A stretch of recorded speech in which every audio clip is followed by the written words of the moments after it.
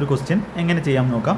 ഒരു ക്ലാസ്സിൽ ഫസ്റ്റ് സ്റ്റുഡൻറ്റിന് 2 ടോഫി, സെക്കൻഡിന് 4 ടോഫി, അടുത്ത 3 ടോഫി, അങ്ങനെ 25 ടോഫീസ് ഉണ്ട്.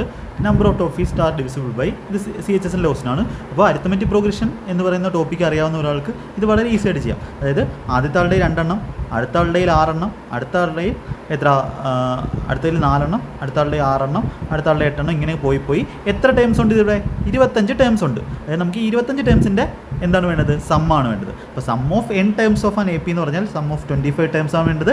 n/2 into first term plus last term ആണ്, അല്ലെങ്കിൽ 2a plus n-1 into d ആണ്. അപ്പോൾ ഇങ്ങനെയാണ് നമ്മുടെ APയുടെ ഫോമുല, അരിത്തമെറ്റിക് പ്രോഗ്രഷൻ്റെ സമ്മിൻ്റെ ഫോമുല. ഇവിടെ n എന്ന് പറഞ്ഞാൽ എന്താണ്? 25/2 ഇൻറ്റു 2a എന്ന് പറഞ്ഞാൽ 2 × 2 4 അധികം n-1, അങ്ങനെ n എന്ന് പറഞ്ഞാൽ 25 ആണ്. അപ്പോൾ 24 ഇൻറ്റു d എന്ന് പറഞ്ഞാൽ കോമൺ ഡിഫറൻസ് 2 ആണ്. അപ്പോൾ എത്ര വരും? ഇത് 52. 25 ഇൻറ്റു 26 വരും. അതിനകത്ത് 13 കൊണ്ട് 5 ഉണ്ട്. ഓപ്ഷൻ 2.